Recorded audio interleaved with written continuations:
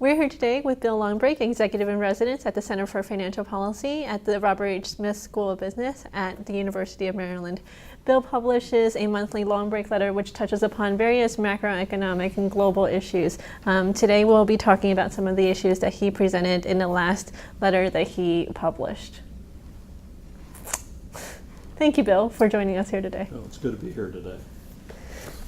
Okay, Bill, to start out with, I wanted to touch upon something that you did mention in your letter, and that's President Obama's job plan, which he named the American Jobs Act. He presented it to a joint session of Congress earlier this month, and it involves $447 billion of additional spending, which is slightly higher than the $300 billion that was originally predicted. As you correctly predicted, it did involve an extension of the payroll tax and some modified extensions of the unemployment benefits. It also included $140 billion in investments in education mostly, some infrastructure, transportation, and wireless initiatives, in addition to a few housing initiatives such as rehabilitation of vacant properties. Are these the type of investments that are going to help us grow more competitive in the global market and also create new jobs? Well, the short answer to your question, Michelle, is I don't think so. But let's give a little background to explain what I mean by that response. You know, first of all, the $447 billion, yes, it was considerably higher than I was expecting or others were expecting. I think it's useful to decompose the number into its key parts. And so as you mentioned a moment ago, part of it is simply an extension of the payroll tax reduction, but it's increased from a 2% to a 3.1%. And that actually takes it from a impact of $112 billion, which was the estimated impact on the current calendar year, to $175 billion next year. So not only do you extend it, but you increase it, and $175 billion of that 447 is simply that one item. So it's more cash in people's pockets to spend. Then, in addition to that, the new one, which is also part of the payroll tax, but it's the part that the employers pay, is to give them a reduction too. So now the employers will get a reduction in the amount that they have to contribute, and that's worth about $65 billion. For next year, if it gets enacted, all right? So now you put those two pieces together, 175 and 65, and you have over half of the stimulus is just in really reducing the payroll tax. Right. Now, before I go on, I just want to comment about, we've had the experience of the payroll tax being reduced already this year. And most of it, because of the way in which it occurs at the front end of the year. Social Security gets paid up pretty quickly for higher wage earners. And what has the economy done this year? Not very much. It's actually been slowing, and GDP is less than 1% growth in the first half of the year. So you have to ask the question, what stimulative effect has putting more money in the pockets of employees done? And so one of the things I'll just simply point out is that when you spend billions and billions of dollars, they don't have necessarily $1 to the next dollar the same impact in stimulating the economy. And it looks like the payroll tax deduction, which was supposed to go immediately into spending, has probably gone more into debt reduction, savings, things of that sort. And so it has not been a very effective stimulus. Now, to come back to your question about, in the long run, what gets the economy going? Well, in the long run, what we need to do is rebuild the infrastructure of this country. And that, to me, that means things like, education, job retraining, bridges, schools, infrastructure, research, things of that sort. And yes, part of the stimulus jobs bill is aimed at those kinds of things. It's supposedly about let's see what my notes say here. About $145 billion is aimed at those kinds of things. $50 billion would be spent in 2012, and $100 billion would be then spent in further years. And that's actually one of the issues with that kind of spending, is it doesn't have immediate impact because you're putting into programs that need to be developed over time. And over time, when you invest in research, you will get benefits out of that research, which will change your productivity and things of that sort, and that will strengthen the economy, but it's not immediate. Right. Okay, it's not immediate, and that's part of the tension here, is when unemployment is high and people are angry and they're depressed, which is all true right now. Absolutely. Then there's this pressure to do something and do it quickly and get things turned around, but then we look at the record and we see that, well, we did it and not much happened. You have to question, is that the right strategy? What we do also know is there's been a consequence of these quick stimulus actions that don't seem to have had much impact, and that is they build up the budget deficit, and we'll talk about that in a moment. But I just wanted to point out that there is this tension between short-term and long-term.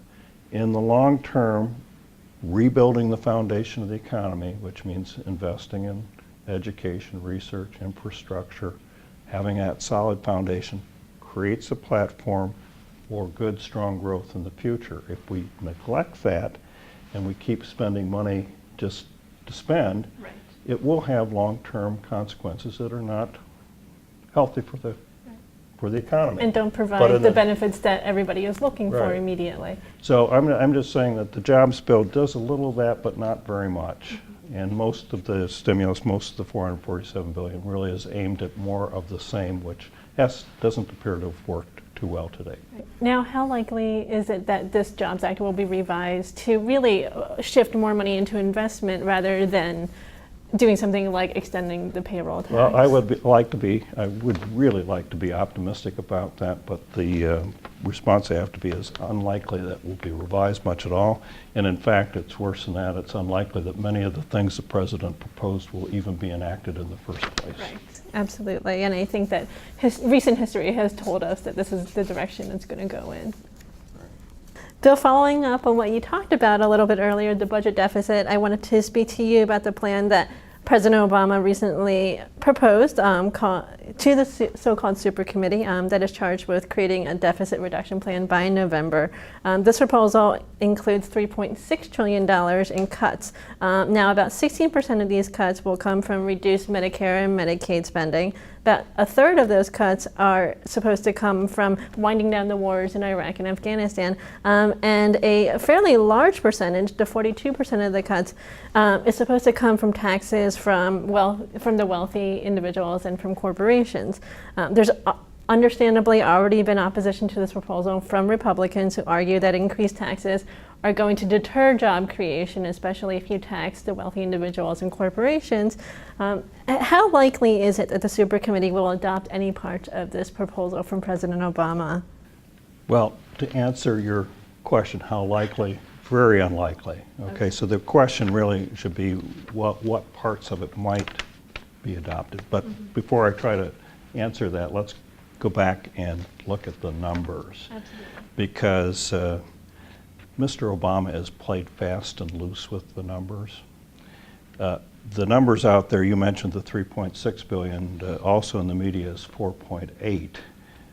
And the difference between those two is simply the 1.2 trillion that is already in the Budget Control Act that the Congress enacted back in July.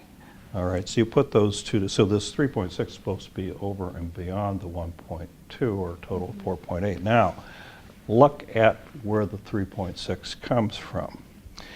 1.5 trillion are from various kinds of tax increases, and there are three components to that. 800 billion would simply come from not renewing the Bush tax cuts for people earning $250,000 or more. Just simply let those expire, and those would expire at the end of 2012 under current law. 400 billion would come from what's now being referred to as the Buffett rule, or make sure that Mr. Buffett pays the same tax rate as his executive assistant, but spread that over all people making a lot of money. And then the remaining 300 billion to make up that 1.5 trillion would come from various and sundry places, such as taxing carried interest on hedge funds, reducing other types of loopholes, but all of them are tax increases. Now, so that's $1.5 trillion. Then the Medicare and Medicaid, the entitlement programs, which all the commissions that have studied the long-term fiscal problem say that is the root of our problem in terms of long-term deficits and the buildup of the public debt to GDP ratio. And entitlement reform has to be on the table. So Mr. Obama does have entitlement reform, but if you look at it closely, he has $320 billion, and this is over a 10-year period now, so divide it by 10, that's $32 billion per year. Comes out of Medicare and Medicaid combined, and it doesn't affect the benefits for anybody. It is assumed to be taken care of by reducing payments to providers. All right? So it's really not addressing what everybody that studied this says is the fundamental real problem, is that the benefits themselves are too high and are unsustainable as the demographics change. So you can say, hey, he's put it on the table, but has he really? Right. In a serious fashion. The numbers are there, but right. The root of the problem might not be. Then 1.1 trillion that's in this 3.6 number that is simply an assumption about the war costs in Iraq and Afghanistan go away. Well, those are already in the Congressional Budget Office baseline. So this wasn't a really new. So putting those in is almost like double counting. Mm-hmm. All right. And then the final piece is $430 billion in interest costs. Well, of course, if you reduce the spending rate, you're going to have a smaller debt, and you're going to have a smaller interest cost. By the way, the Congressional Budget Office, when they updated their forecast back in August, which now becomes the baseline as you go forward, did reduce the interest rate assumptions substantially going forward, which would reduce the cost of interest that you pay on the debt a lot too. So I'm here to tell you that when you look at the details of this 3.6 or 4.8 trillion number, what you get down to is that the real savings that Mr. Obama has proposed are almost entirely in the tax increases. Mm-hmm. There is a little bit in other reductions in mandatory spending, but not much, and pretty much what there is all embedded in what was already incorporated into the 1.2 trillion or 1.5 trillion in the Budget Control Act. Right. So the Republicans are basically right to point out that Mr. Obama is not really coming to the table seriously. And indeed, one could be cynical about this and say, hey, this is simply the opening guns on the presidential election. We are in that season. It has commenced, and Mr. Obama's adopted a particular point of view, which the political commentators would say is really solidifying his core base of support, which is that part of the Democratic Party that's on the left or the liberal wing that's very, very much in favor of tax increases, particularly against for the wealthy. And you know, he added then in submitting this that if there are not tax increases, that he would veto anything that might come out of the super committee. All right. So this, I think you have to look at it more as an opening campaign as opposed to serious negotiation. Sure. Now, where the super committee goes with this remains to be seen. But we have to understand that if they do nothing, which is a possibility, or if they do very little, which is also a greater possibility. So experts that I talked to suggest they will not make it to the 1.2 trillion by November 23rd. More likely they'll make it to 300 to 500 billion. Out of what types the of cuts? 1.2 trillion is in the Budget Control Act, and the way the Budget Control Act works, Michelle, is if you don't get to the 1.2, then the difference becomes an automatic across-the-board reductions that begin in 2013. It's very onerous, it's pretty blunt, and it was intentionally made that way to try to keep the legislators' feet to the fire. But right now I would have to say that I don't think they're going to get to the 1.2 trillion. I don't think the president's jobs proposal actually adds to that problem because it's spending more money, not less. And it's going to be very hard to get there. So I think odds are that you get to November 23rd, you don't have this kind of grand compromise. I would really love to be wrong on that one. It's one I would really love to be wrong. So switching gears a little bit to Europe, you correctly predicted in your September letter that Greece's problems would come back into headlines, and it sure has. Country's government is having some problems further reducing its budget deficit, which is required for the next round of bailout funds to be given to them. Now, the situation to me looks pretty bleak right now, since the bailout funds are needed in order to avoid default, but the austerity measures have really affected Greece's economic growth pretty significantly. What are we to expect in the next few weeks? I've asked you this in previous videos, but what do you think now, and what do you think, if anything, should be done by Greece's government, the IMF, the ECB, any other organizations to contain this debt crisis? Well, when it comes to Greece, you have an immediate issue, which is getting the next payment so that they can avoid default on their debt payments. But you still have the longer term what to do about Greece. And let's split the two apart. Because the first one is, it's still possible to buy some time. It's still, because all you need to do is have the IMF make its disbursement and Europe make its disbursement for the current, and then you can keep paying the bills for another couple of months. But that does nothing whatsoever to solve the long-term problem. So the long-term problem, the investors have already voted.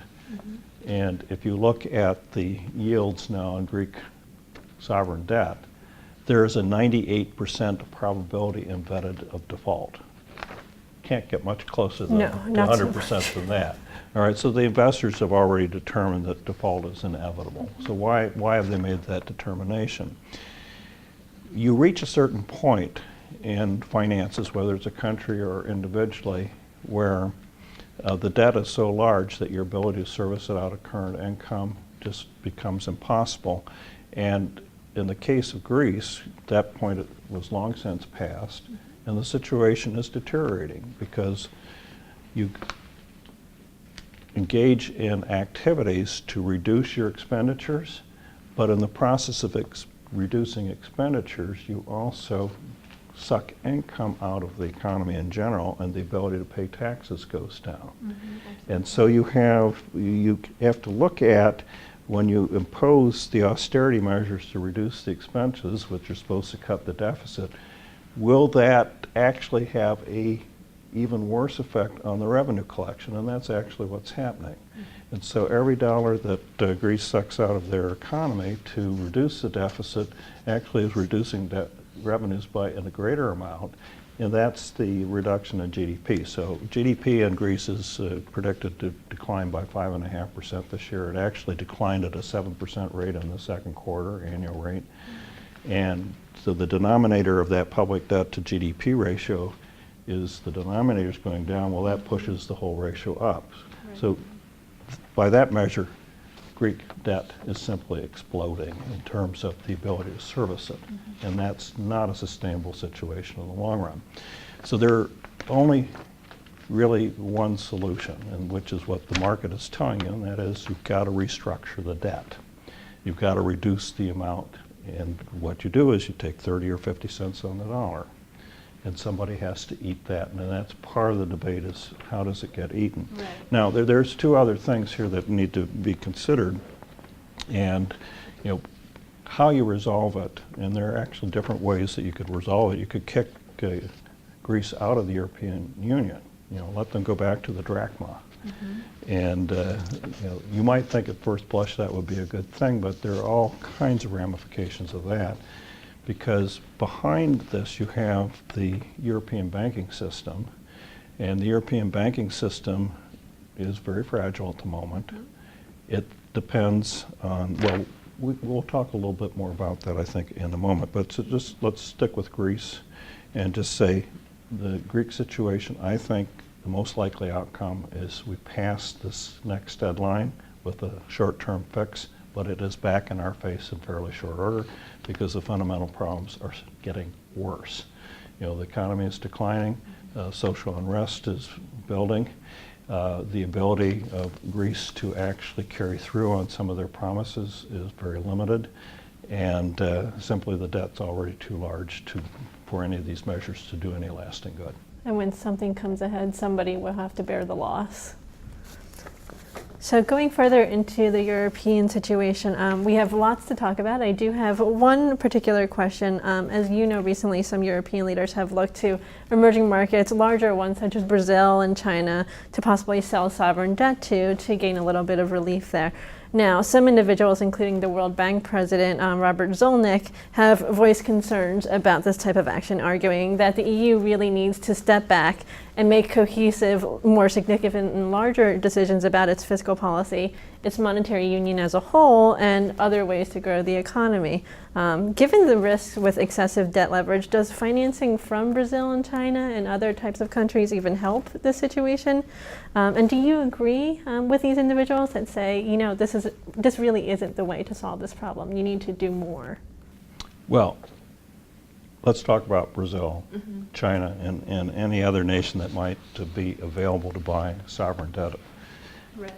The short answer to your question is that will not solve the problem, because the problems don't have to do with having people available to buy the debt. The problem has to do with there is too much debt.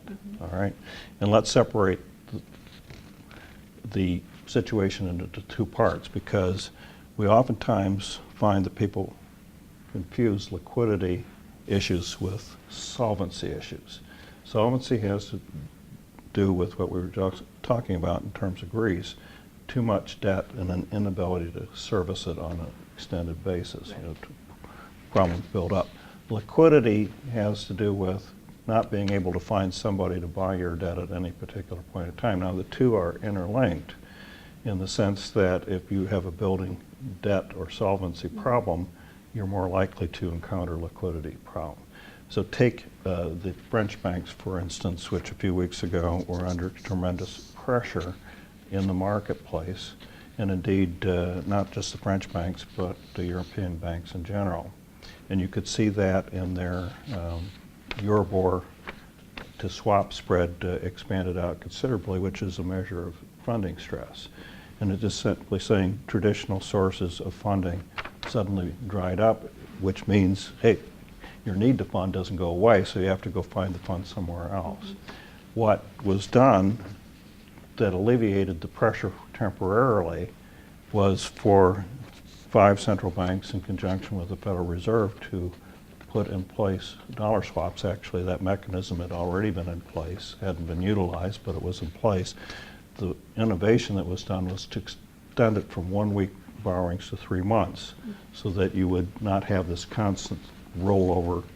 Right. You know, every day, every event in the marketplace creating potential little crisis. So that's a good thing in the sense of you extend the period of time of lending, kind of send a signal out to the marketplace that you've got the central banks acting in concert, and that did have the effect of quieting down for the moment the issue. And that's a liquidity matter, but what people that watch markets very closely observed is that that risk spread, the Euribor to swap spread, did not come in.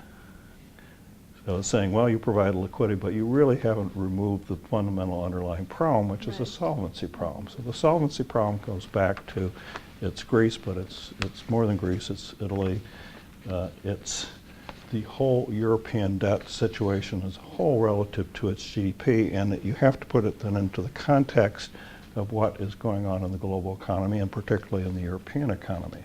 What is happening right now is the European economy is slowing, may even collectively enter recession. There are some pretty reliable forecasts that Italy and Spain will be in recession within the year, and perhaps the entirety of the European economy. Well, guess what? If you're looking kind of at those simple measures again of solvency, which is public debt to GDP, GDP is shrinking, debt still rising, that begins to force the ratio up, and that's a problem, and that's why the financial markets are nervous.